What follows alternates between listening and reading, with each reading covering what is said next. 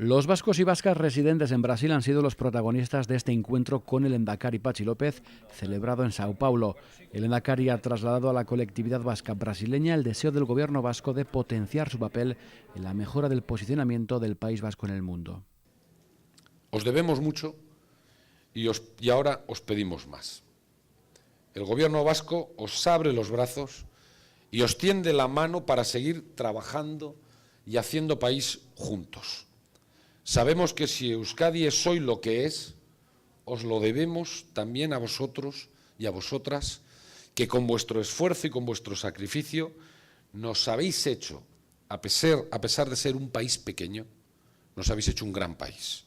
Y estamos orgullosos de ello, como estamos orgullosos de vosotros y de vosotras. En ese objetivo de abrir las puertas de Europa a las empresas brasileñas a través de Euskadi, el Endacari ha marcado la estrategia de acción exterior de crear un lobby vasco en el mundo, que estaría compuesto por gentes de la investigación, de la empresa, de la cultura, las artes, la solidaridad o las organizaciones internacionales, y cuya misión sería actuar en defensa de los intereses de Euskadi.